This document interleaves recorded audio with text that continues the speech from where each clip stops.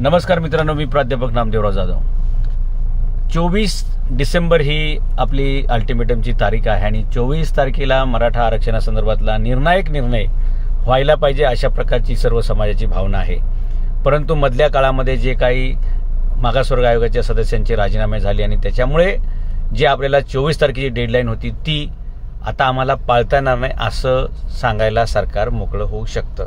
कारण ज्यांच्या आधारावरती आपल्याला तारीख दिली होती त्या लोकांचं हे असं सगळं झालेलं आहे. दुसऱ्या बाजूला न्यायमूर्ती शिंदेंची समिती आपले जास्तीत जास्त कुणबी कागदपत्रांचा शोध घेत आहेत. आतापर्यंत 35 लाखपेक्षा जास्त कागदपत्रं मिळालेली आहेत, कुणबी सर्टिफिकेट मिळालेली आहेत आणि त्याच्यामुळे ती एक बाजू सकारात्मक आहे.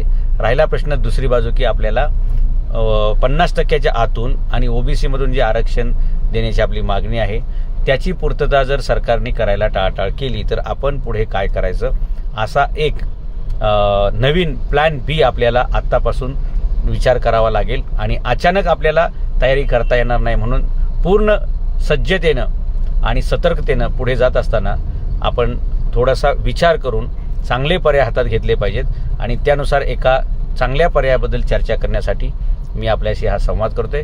शिवाजी महाराजांच्या काळामध्ये असं व्हायचं की जर एखादा किल्ला ताब्यात घ्यायचा असेल तर त्याला वेढा टाकला जायचा आणि वेढा टाकल्यानंतर त्या किल्ल्याची रसद मारली जायची आणि ती रसद मारल्यानंतर मग तो किल्लेदार सरेंडर करायचा आणि तो ताब्यामध्ये द्यायचा. छत्रपती शिवाजी महाराजांच्या शत्रूंना 6-6 महिने वर्ष अगदी रामशेज किल्ला 8.5 वर्ष रामशेज किल्ला झुंजला. रसद किती मारायचा प्रयत्न केला औरंगजेबाने त्याच्या सैन्याने तरी पण मराठे ज्यावेळी एखादा किल्ला सर करायचे तेव्हा मात्र एक आश्चर्य घडायचं की मराठे एका रात्रीमध्ये त्या किल्ल्याला वेढा घालायचे, रातोरात वर किल्ल्यावर सरसर जायचे आणि तो किल्ला रातोरात ताब्यात घ्यायचे. जर आपल्याला असं काही शिवाजी महाराजांच्या चरित्राला साजेसं आणि त्यांच्या कर्तृत्वाच्या उंचीला अभिमान वाटेल किंवा सार्थ वाटेल शिवाजी महाराजांना त्यांच्या गनिमी काव्याच्या रणनीतीला असं आपल्याला करावं लागेल. आणि मला वाटतं ते रसद मारण्याचा एक प्रयोग म्हणजे आपण बहुतेक मराठा हे कुणबी आहेत, कुणबी हेच शेतकरी आहेत आणि आपल्याच शेतातील धान्य खाऊन आपल्यावरच डरकाळ्या फोडणारे किंवा आपल्यावरतीच गुरगुरणारे अशी सगळी ही परिस्थिती निर्माण आहे. आणि याच्यावरती एकच उत्तर आहे की जे आपण शेतामध्ये पिकवतो तेच लोकांच्या ताटामध्ये जातं, तेच लोकांच्या पोटामध्ये जातं आणि एवढं असून सुद्धा आपल्याला मात्र त्या पोटात जागा द्यायला लोक तयार नाहीत, आपल्याला मात्र त्या ताटात घ्यायला तयार नाहीत. याच्यावरती एक चांगला पर्याय मला असं वाटतो की आपण बहुसंख्येनं आहोत आणि बहुसंख्य लोक हे शेतकरी आहेत आणि शेतामधील हा माल ज्यावेळी निघतो त्यावेळी मार्केटमधला भाव पडतो आणि असं करत करत आपल्याला मराठ्यांना किंवा शेतकऱ्यांना सरकारने बेजार केलंय, बेरोजगार केले. जेव्हा आमचा शेतकरी बियाणं घ्यायला जातो, जेव्हा आमचा शेतकरी खतं घ्यायला जातो तेव्हा त्याच्या किमती डबल झालेल्या असतात आणि जेव्हा आमचा शेतकरी त्याचं शेतातलं पीक ज्यावेळी खळ्यावरती येतं त्यावेळी मात्र हे खळीवरती येतात आणि त्या शेतमालाचा भाव अर्ध्यावरती आणतात. अशा प्रकारामध्ये किंवा अशा कटकारस्थानामध्ये कोणताही कितीही विद्वान आणि कितीही अभ्यासू शेतकरी असेल तरी तो ह्यात टिकू शकणार नाही. कारण जो माल त्याला स्वस्त भेटायला पाहिजे खत आणि बियाणं तो डबल भावाने भेटतो आणि जो माल त्याचा डबल भावाने जायला पाहिजे फिनिश गुड्स किंवा आपण प्रोडक्ट म्हणून त्याच्या शेतातलं तांदूळ असेल, ज्वारी असेल, नाचणी असेल, मका असेल, टोमॅटो असेल, कुठलाही भाजीपाला असेल त्याला जो भाव मिळाला पाहिजे तो मात्र त्यावेळी पाडला जातो आणि हे बाकीचे लोक त्याचं होर्डिंग करतात, बाकीचे लोक त्याचा साठा करतात आणि साठेबाजी करून आपल्याकडून घेतलेली 4 रुपयाची वस्तू ते बाजारात 16 रुपयाला विकतात. मला वाटतं यावेळी आपण एक असा गनिमी कावा जरूर करायला पाहिजे की जे आपल्या शेतात आले ते खळ्यात पिकवा, खळ्यातून ते छानपैकी पॅकिंग करून छानपैकी एकमेकाच्या मतीनं स्टोअर करा. बाजारामध्ये अन्नधान्याची ज्यावेळी टंचाई जाणवेल तेव्हा शेतकऱ्याचं दुःख काय हे सगळ्यांना जाणवेल आणि याचा फायदा असा होईल की ज्या लोकांना अजूनही शेतकऱ्याचं दुःख काय हे कळत नाही त्यांना ते दुःख कळेल आणि जशी जशी टंचाई जाणवेल त्या प्रकारामध्ये त्या मालाचे भाव वाढतील आणि ते मालाचे भाव वाढले की त्याप्रमाणे शेतकऱ्याच्या पदरामध्ये ते काय माप येते पडेल. परंतु हे झालं एक भाग, पण आपला मुख्य भाग जो आहे तो हा आहे की मार्केटमध्ये ही टंचाई जशी जशी वाढेल तसं जसं आपली आरक्षणाची मागणी जी आहे त्याची तीव्रता लोकांच्या लक्षात येईल आणि त्यानुसार मग राज्यकर्त्यांना, शासनकर्त्यांना याच्या बाजूने सकारात्मक असा निर्णय घ्यावा लागेल. त्यामुळे याचे 2 फायदे होतील. आपली मागणी पदरात पाडून घेण्यासाठी आपल्याला जे ताणून धरावं लागेल, आपल्याला जे प्रेशर बिल्ड करावं लागेल तो तयार होईल. आणि आत्तापर्यंत जो कधीही शेतकऱ्याच्या मालाला भाव मिळाला नाही, हमी भाव मिळाला पाहिजे म्हणून शेतकऱ्यांच्या 2-3 पिढ्या बर्बाद झाल्या, तो जो न सुटलेला प्रश्न आहे तो यावेळी अशा प्रकारे आपण हमी भावाच्या पण पेक्षा जास्त दुप्पट भाव आपल्या शेतकऱ्याला मिळू शकतो. आणि मला वाटतं हीच पद्धत आपल्याला अवलंब लागेल की शेतीतलं प्रोडक्शन तुम्ही केलं पाहिजे. जेवढं डिमांड आहे त्याच्यापेक्षा कमी तयार करा, जेवढी डिमांड आहे त्याच्यापेक्षा कमी सप्लाय करा. जेवढी मागणी आहे तेवढा जर तुम्ही पुरवठा करत बसले तर मालाचा भाव कधी वाढत नाही.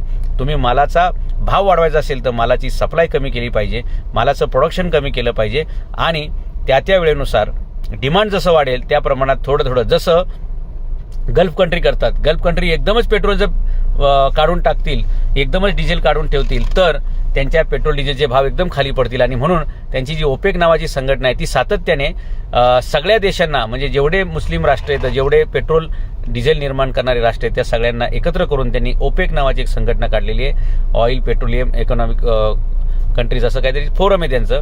आणि त्यानुसार जगातील कधीच पेट्रोल आणि डिझेलचे भाव खाली जात नाहीत, दिवसेंदिवस ते सातत्याने वर जात असतात. त्यामुळे ही अरब राष्ट्र श्रीमंत आहेत, ही मुस्लिम राष्ट्र श्रीमंत आहेत, किंवा जे राष्ट्र हे पेट्रोल डिझेल बनवतात ते सगळे श्रीमंत आहेत. याचं कारण असं आहे की जगात जेवढी गरज आहे त्याच्यापेक्षा नेहमी 40%, 50%, 70% एवढं कमी प्रोडक्शन ते करतात. आणि म्हणून त्यांना सातत्यानं डिझेलचा आणि पेट्रोलचा भाव मिळतो. ते कधी हमी भाव मागत नाहीत, आपला भाव कमी होणार नाही याची ते हमी घेतात. आणि म्हणून जगाला जेवढं पेट्रोल डिझेल पाहिजे त्याच्यापेक्षा खूप कमी ते काढतात, बाजारामध्ये आणतात. आणि म्हणून त्यांचा बाजार कायम आहे. आपला बाजार कायम उठण्याचं कारण असं आहे की आपल्या शेतकरी खतं वापरतोय, कर्ज वापरतोय, खतं बियाणे वापरतोय, कर्ज घेऊन भरपूर पीक काढतोय. त्यामुळे खताचे आणि बियाण्याचे पैसे द्यायचे शिल्लक असतात. मग व्यापारी तगादा लावतोय आणि मग त्याला आपला माल कवडी मोल भावाने विकावा लागतोय. त्यामुळे शेतकऱ्याचं हे दुष्टचक्र, शेतकऱ्याला या दुष्टचक्रातून बाहेर काढायचं असेल तर आपल्याला हे डिमांड आणि सप्लायचं गणित लक्षात घ्यावं लागेल, ताणून धरावं लागेल. शेतकऱ्याचा बी बियाण्याचा खर्च कमी होईल आणि शेतकऱ्याला डबल भाव मिळेल. अशा प्रकारचं वातावरण आपल्याला निर्माण करण्याची ही सुवर्ण संधी असं मला वाटतं. आणि हीच मागणी ताणून धरता आपल्याला मराठा आरक्षण हा विषय सुद्धा तातडीनं आयरनीव आणत तो सोडवता येईल असा माझा एक प्रस्ताव आहे. आपल्याला याबद्दल काय वाटते? कारण कसं आहे, आपण लोकशाहीमध्ये आहोत. शिवाजी महाराजांच्या काळामध्ये तलवारी, भाले, बर्चे काढणं ही त्या काळातली रणनीती असायची.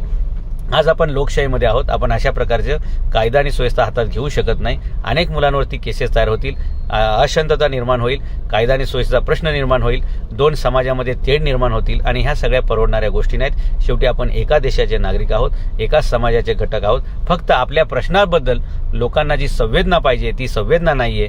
आपला जो प्रश्न आहे तो राज्यकर्त्यांनी सोडवला पाहिजे. या संदर्भात त्यांनी जी सावधानता बाळगली पाहिजे, त्यांनी जी तत्परता दाखवली पाहिजे ती दाखवत नाहीत. आणि म्हणून नाईलाजास्तव आपल्याला हे हातात घ्यावं लागेल उपक्रम. आणि त्यानुसार आपण अशा प्रकारे अन्नधान्याचं प्रोडक्शन कमी करणं, त्याची सप्लाय कमी करणं. आणि आपण जोपर्यंत 2 टाईम लोकांना व्यवस्थित खायला मिळते तोपर्यंत आपलं महत्त्व कधीच कोणाला कळणार नाही, पटणार नाही. महत्त्व तेव्हाच कळेल जेव्हा तुमची उणीव जाणवेल. आणि उणीव जाणवण्यासाठी हे नेणीव धरून आपण काम केलं पाहिजे, समजून काम केलं पाहिजे. प्रत्येक ठिकाणी आपण कार्यक्रमाला उपस्थित राहिलो म्हणजेच आपली किंमत वाढते असं नाही. असे अनेक कार्यक्रम असतात की जिथं आपण अनुपस्थित राहिलो तर आपली किंमत अनेक पटीने वाढते.